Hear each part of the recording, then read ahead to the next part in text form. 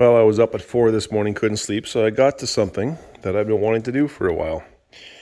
So this is plugged in here, and this is my big work table, and I have a lot of work to do to it yet to make it exactly what I want. But yesterday I put the plywood shelf on the bottom for tool storage. But I've been wanting to put power to this table, and so I brought in power, this power cable. It starts at this plug, and it actually works its way around this way. There's one on every corner so that each side has access to a plug. It's off to the side, not in the middle, because generally I'm going to be standing in the middle.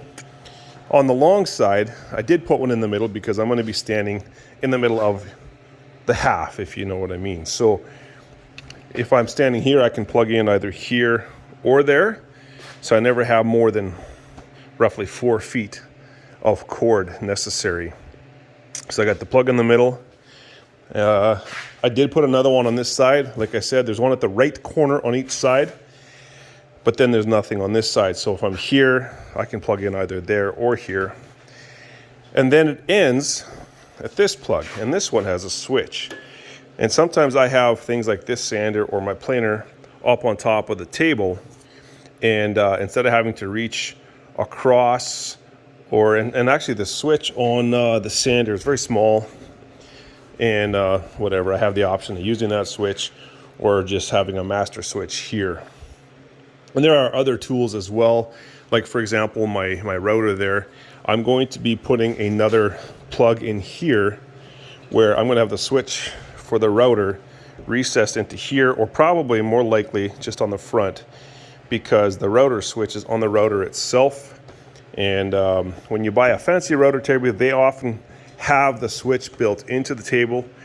I'm not happy with my router setup yet, so this is going to be changing. That's why I haven't put that switch in yet, but that will be the plan for the future. So there it is. My table is wired. I absolutely despise extension cords and hoses to trip over. This is generally where I'm not walking, so I have the power coming in from this end. The table's on wheels, it can go anywhere.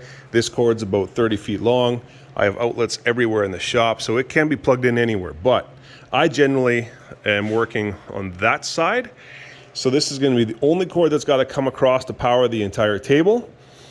Most of what I'm going to be using on here will be cordless tools, but then there will be things like planers and sanders and routers, etc., that I will use quite frequently as well. And I no longer have to have extension cords. And that retractable one up there gets used more than anything because it reaches everywhere. That's one step better than having to pull an extension cord off the reel, plug it in, drag it across here. Now I can have all my tools plugged in at the same time. Now it's all going to be running off of 115 amp breaker, but that doesn't really matter because I work alone 99% of the time. I can only use one tool at a time. The only time I would really be running two things is when I'm running a dust collector or a shop vac while I'm running another tool. That is a consideration because shop vacs do take a fair bit of juice. But we're going to try it the way it is. I do intend to install a shop vac under this table with a centralized dust collection system of some kind. Haven't got that all figured out yet. But the idea is whatever I do with this table, the top can be returned to flush very easily. I've been thinking about recessing my planer into the table so that the table of the planer is flush with the table.